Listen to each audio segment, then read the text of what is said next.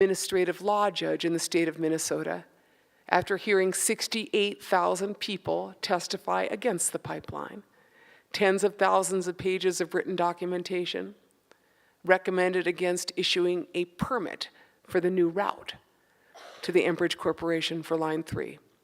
And instead told the Enbridge Corporation that maybe you might need a new pipeline, but what you should do is you should go back up there to that original route that you made through there in the 1950s and the 1960s, and you should probably clean up that mess, because everyone wants to know, how come you want to leave us a mess to clean up? And in the way the corporations work, in the shells of shells of shells that have been created in corporate fiction in this country and in the United States, the fiction of personhood to start with, and then the fiction, the corporate fiction of their creation, it turns out that Enbridge is not liable for a catastrophic spill in Minnesota. It is not liable for a catastrophic spill, and our judge noted that. And so we're a little concerned about that corporation and its behavior and how that will roll out. And so what she said is, you should probably clean up your own mess, and if you want a new pipeline, you should probably go in the same corridor. And as I review all of those agreements you signed with those First Nations of northern Minnesota, I see that those weren't the best agreements that you signed. And so I can see why they are kind of concerned about you. And since in 2029, you, the Enbridge Corporation, have 4 more pipes whose easements are going to come up for approval again, you might start now in trying to talk to the nations of northern Minnesota, the states and county, the people who want the mess cleaned up, because it's going to be a little harder later on.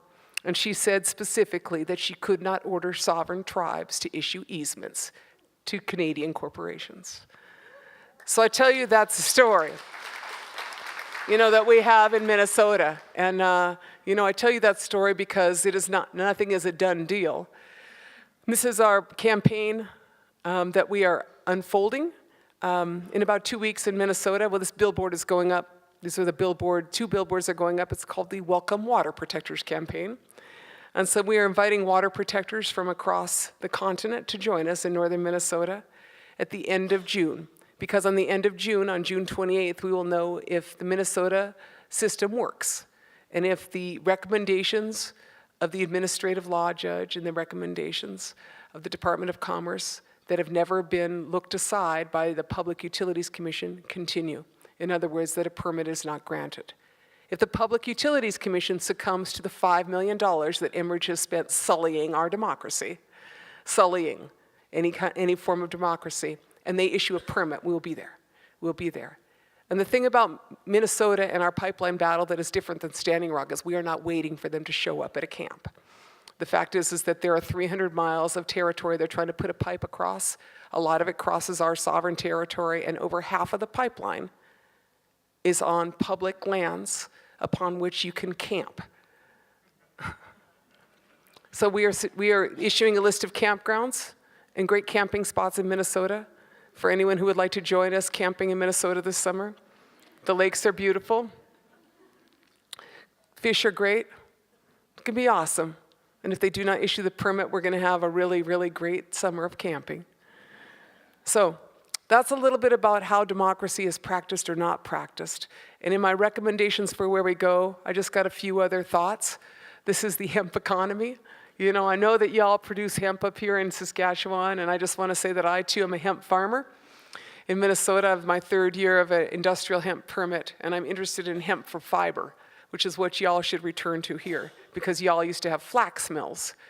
And in Minnesota, we had 11 hemp mills, and we produced all our own clothes until the 1940s. And what I'm trying to figure out is why everything that I'm wearing is pretty much toxic. Y'all are in the same canoe as me, or where the cotton clothing that I've got requires 5,000 gallons of water to produce a t-shirt and jeans in an arid community that doesn't need to give up that water, and why everything else is made largely of petrochemicals, when I could have a future that is in flax and a future that is in hemp. So that's a little bit of our interest, and that's our tribal hemp crop, which I hope looks exactly the same this next year, fiber hemp. This is my village. I had a long talk with my son today, a couple talks with my son. He was talking about how toxic it is in our community. And that's a tragic thing to hear an 18-year-old say to you. But the truth is that this is my village. And it looks like a lot of other villages that people, have. I have a meth epidemic, I have a heroin epidemic, I have a diabetes epidemic, I got people dying from cancer, I got, everything you don't want to have in my village, and I really want to be able to just make things better in my place, So this is a snapshot from a film called The Seventh Fire, which was misapplied in this film, kind of poverty porn, I think is what you call a film based on someone's poverty. It's a snapshot of our meth epidemic, but it's true, on some levels, but we didn't really like it, in our village, and so we decided we'd do something else about it. And so, in our village, we're doing a whole bunch of work, but there's a piece of it right there. We decide that our ugly housing project should get repainted. And under the theory that I'm sure some academic has, that like if you repaint someone's housing project, they feel better. That's my theory too, and it seems to be working a little bit. My daughter refers to those as the mean girls. I don't really know why they're the mean girls. They look happy there. But the Mingan clan wanted their wolves painted on them. And then here's another one here that's Kula. That's Anishinaabe art and painted by a California Indian. I was like, paint it like this, okay, buddy? He's like, okay. So this is my, I guess so. Part of what I'm trying to say is that I come from a community where nothing trickled down. You know what I mean? Trickle-down economics didn't work. Trickle-down democracy didn't work either. And so we looked around and we said, well, we could wait for someone to fix stuff for us, wait for the government to fix stuff for us, but it's not going to happen. So since we're going to live here for the rest of our lives, what if we go about the process of making it ourselves, making our future? And so we started with this. I got this hemp project that's going pretty good, and, I'm trying to produce food for a couple hundred people this year. Planting our gardens, that's what I was doing until I come up here. I didn't realize how exhausted I was till I got here.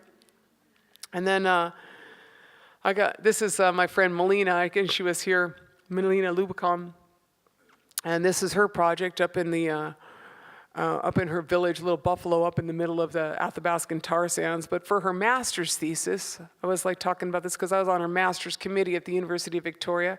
For her master's thesis, she didn't talk about what should be done, she just did it. And so she put 20 kilowatts of solar up in her village to power her health clinic, which was running on a diesel generator. And so I tell you this story because I took her model and I did the same thing in my village. I put up 20 kilowatts of power to power the elementary school in my village. And so I'm someone who comes from kind of the philosophy of just do it. Don't wait for the Queen to give you permission. That's my personal advice to you, Canada. Kind of just move into the just do it phase of self-determination, not the going to wait for someone to give me permission because it's never going to happen, it's never going to work out. And if you want to have the agency to live well, you got to act upon it. This is our solar thermal plants we're putting up, and we are putting up a solar thermal manufacturing facility in our village. We should be up and operational by the end of the summer. I used to say to the middle of July, but I'm still in this dysfunctional relationship with Enbridge, and so I can't focus all my work on making the solution. I'm still focusing on the problem. I'm almost 60 years old, and one day I'd like to not fix other people's problems, problems that people make, and I think we need a society with far more problem solvers than problem makers. And as I look out there, I know that a lot of you have, that kind of a potential. And as we look at, so in the essence, a lot of my discussion is about how you make a democracy that functions.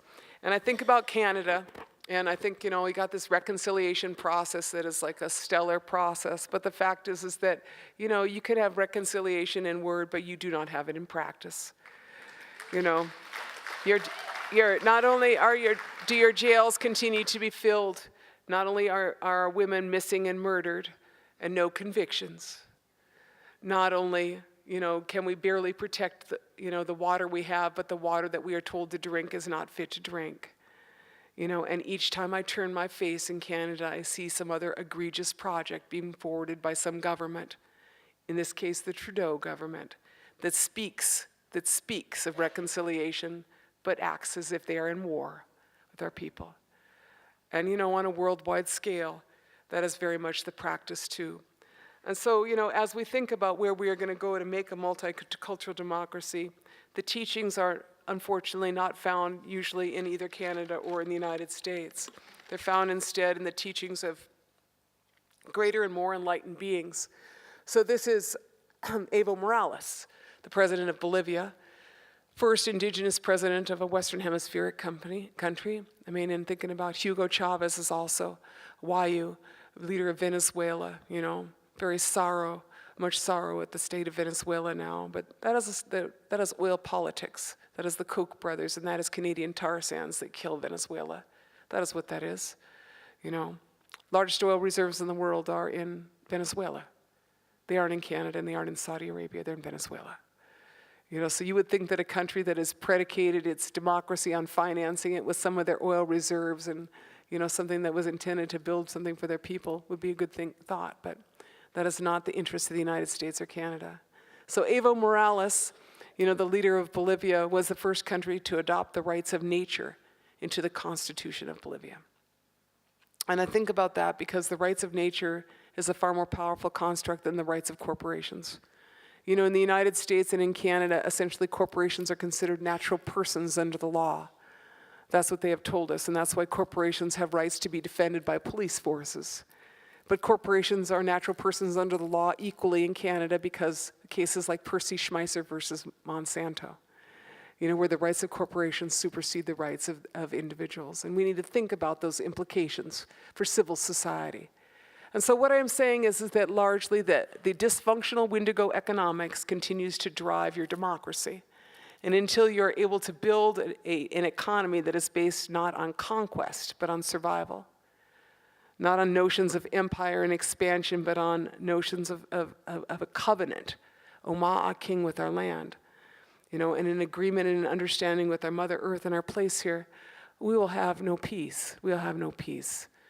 And the lessons of that are taught elsewhere, you know, in India, you know, but particularly in New Zealand, in Aotearoa, the rights of a river and the rights of a mountain were recognized as part of the law, that the living beings were recognized as having rights. And as I said, in Bolivia, the rights of Mother Nature, Mother Earth, enshrined in the Constitution, her right to not be contaminated, her right to reproduction, you know, her right to be without GMOs, her right to not be poisoned. Those are all rights that exist as human rights and should also exist in the rights of Mother Earth. And so as I look to where we are going in our democracies in North America, countries that stumble but have this great potential. You know, I think of the fact that in the United States, you know, founded on precepts of religious freedom, Native people did not have recognition of our right to religious freedom until 1978. And yet our religious freedom continues to be compromised for the rights of corporations. And so what I'm saying is you gotta quit feeding that dog. You gotta quit feeding that dog.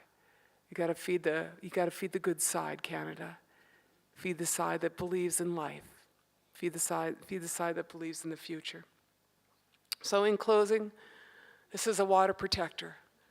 This is a painting that is on the side of a building in downtown Duluth, a building where there are many, in a city where there are many Native women who are missing and murdered, off on ships that go, many of them, to the Ring of Fire, that go up to the North Shore, ships that go elsewhere because Superior and Duluth is the furthest inland port in the United States, and we've lost a lot of our women there. And we're invisible, as we are in many cities, certainly as in Regina.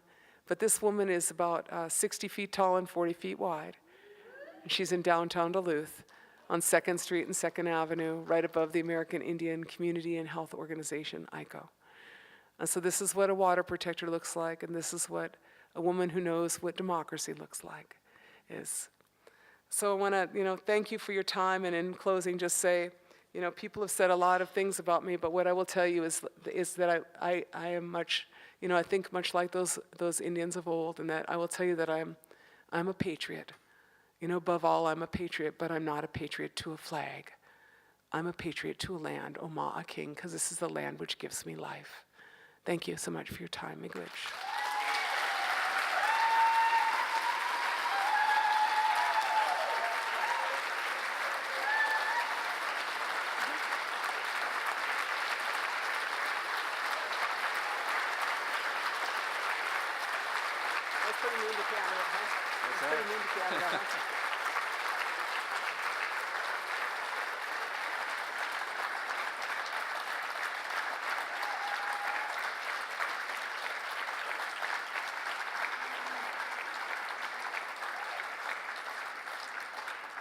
Mr. LaDuke will take a few questions. I can't see anything. I don't suppose she can either. That's better. There are a couple of floor mics, so if anybody wishes to ask a question, please come to one of the mics. Or you can yell. I can hear pretty good.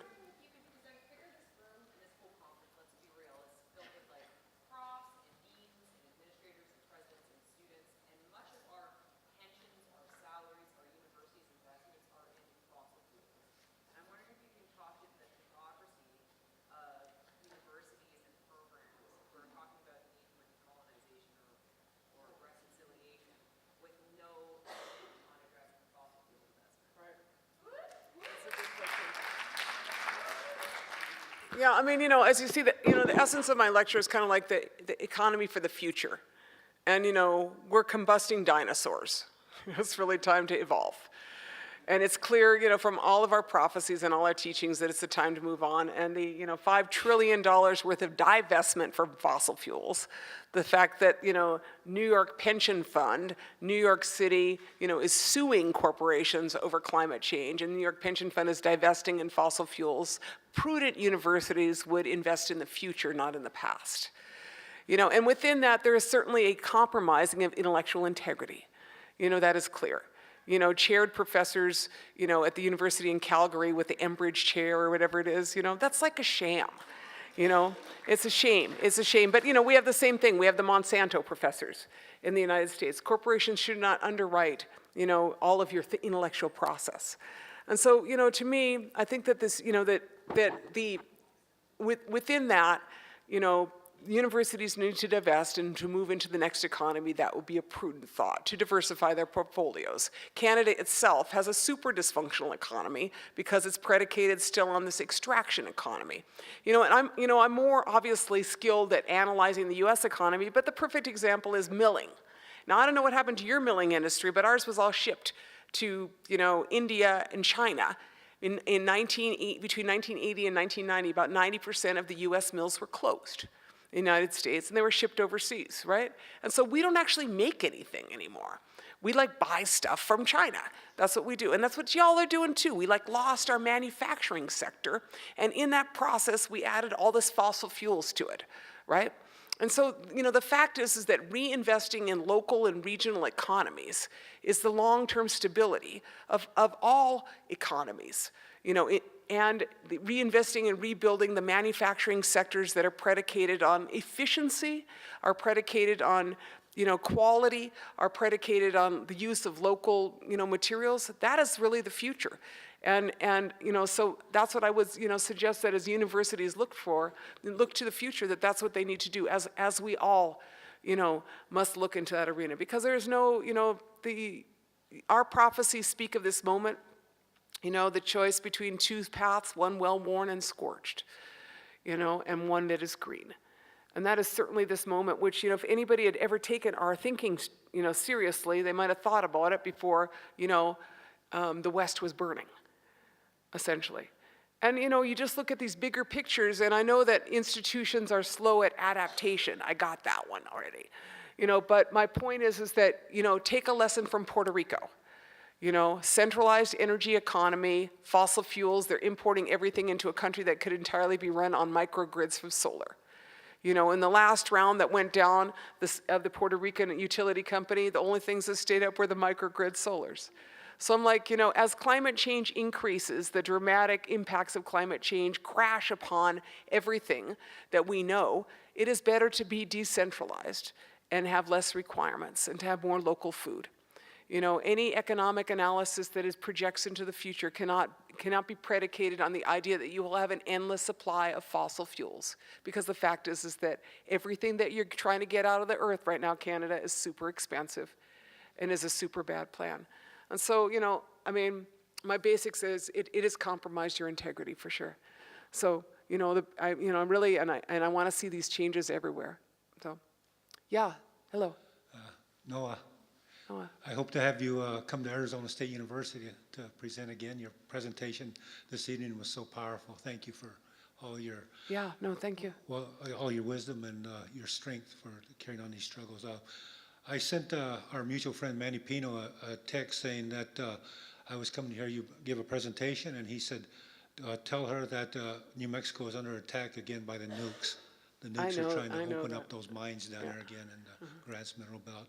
But you mentioned reconciliation, and correct me if you think I'm wrong, but I think that any discussion about reconciliation should begin with the restoration of land.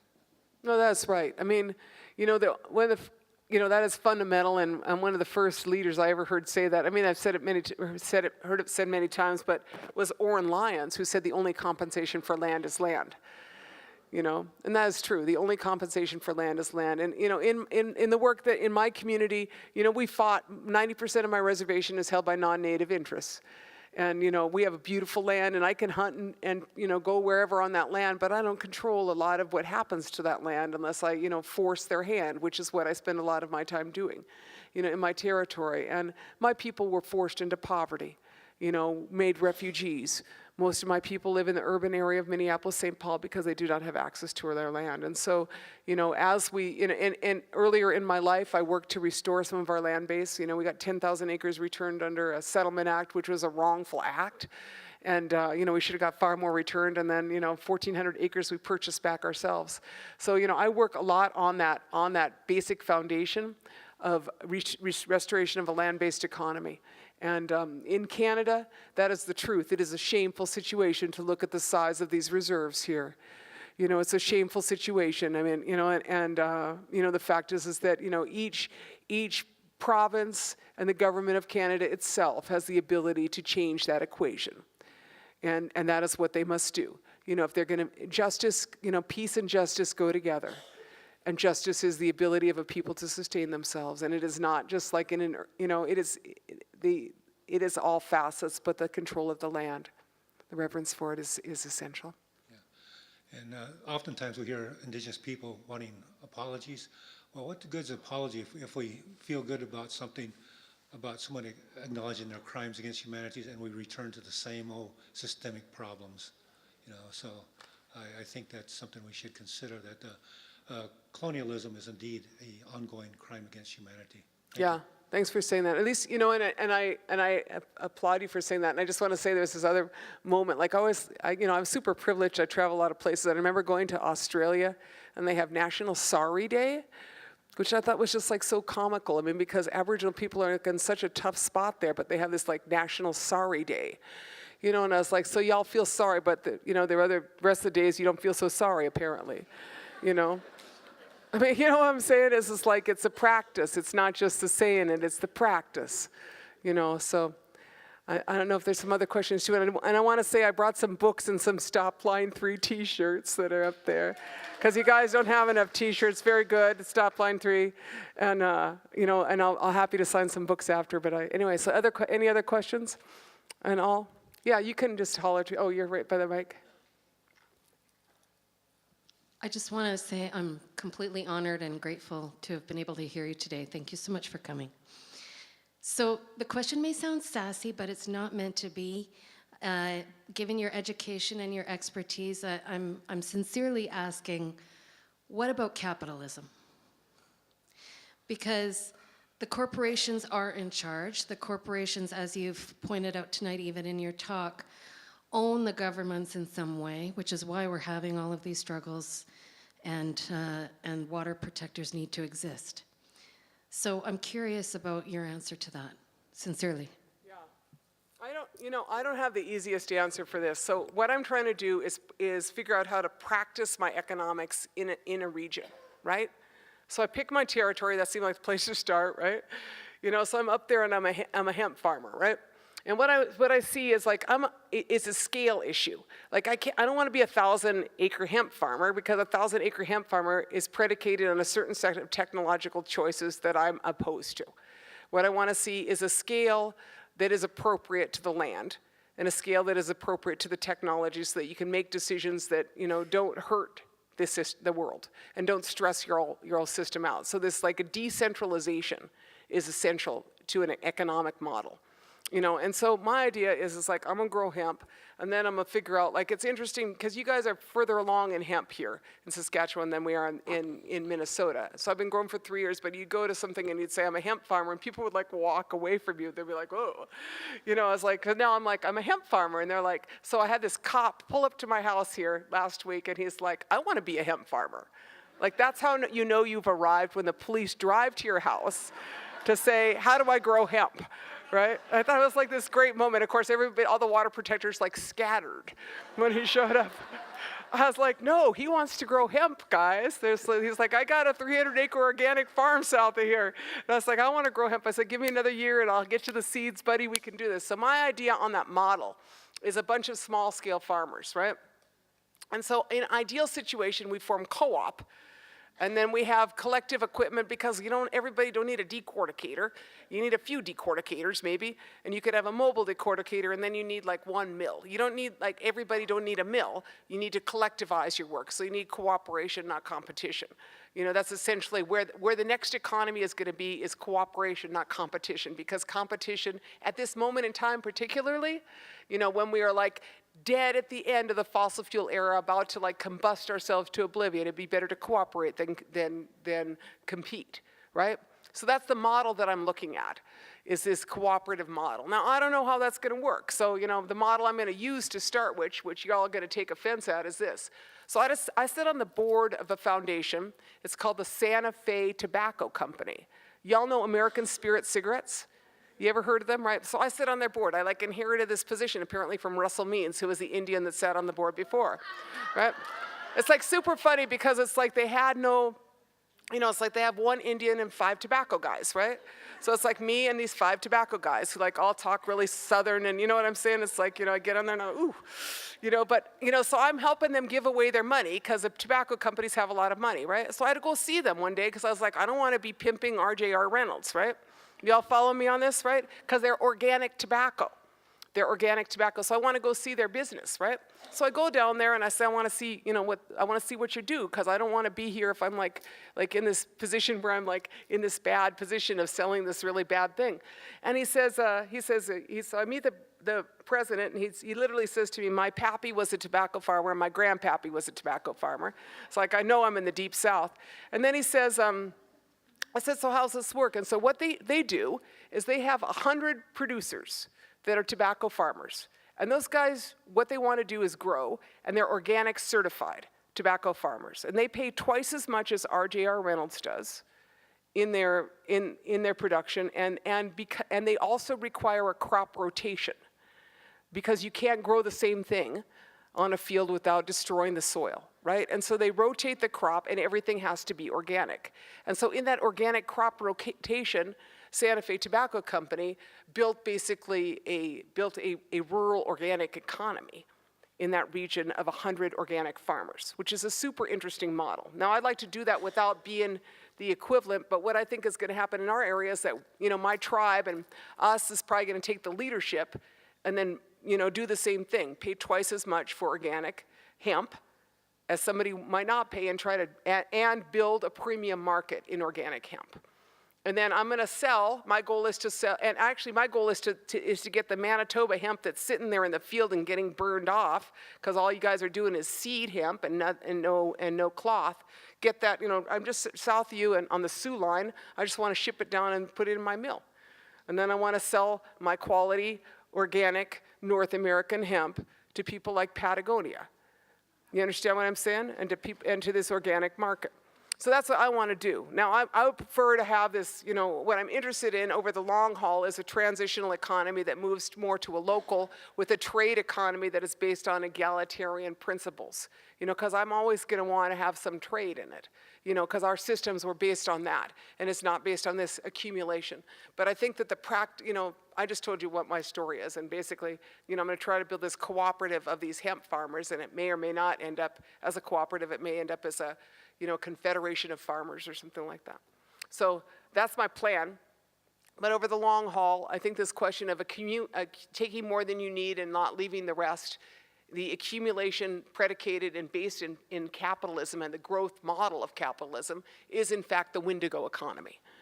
And so in the end, if my people killed Wendigos, That's what my people did. You know, if you had to kill a window, you killed a Wendigo. And that's what we're going to have to do. You know, and within that construct, we're going to have to rebuild an economy that's based far more on a co-op system. You know, far more on cooperation and far less on competition. So that's kind of a long and convoluted answer. He's going to say it's about time. Any last quick thing? Yes, sir.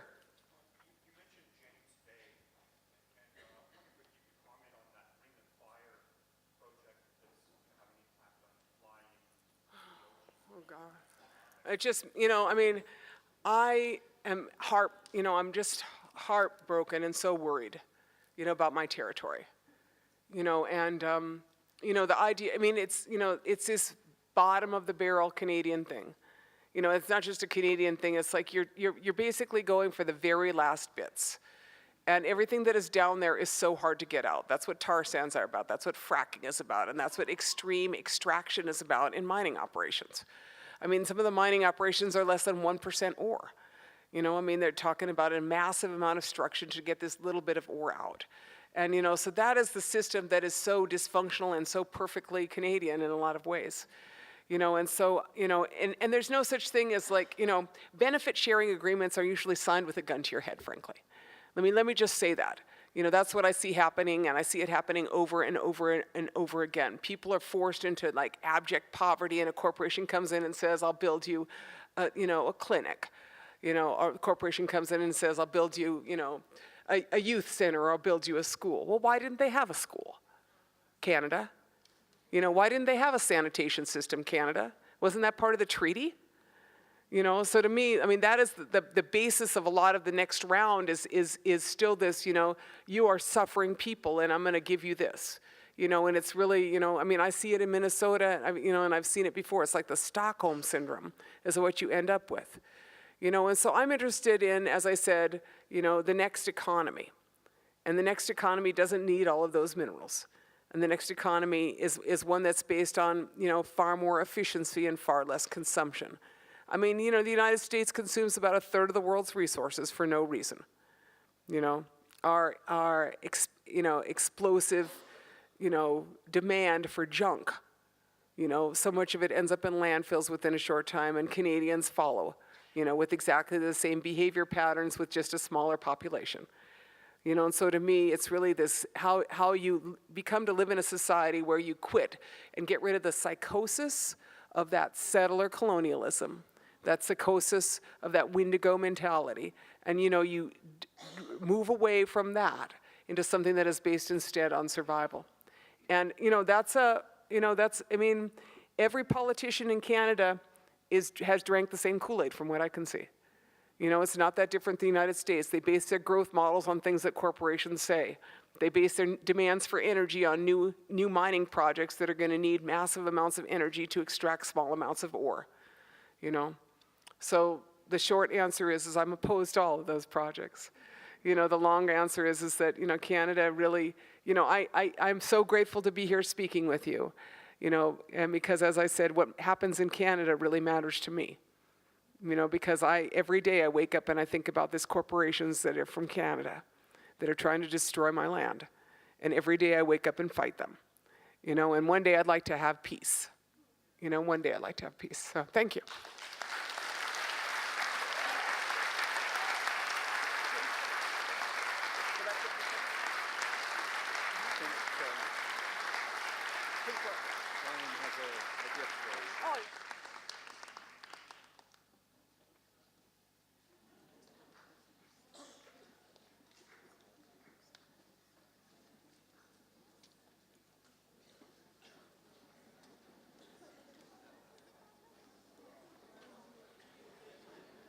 You're so lucky.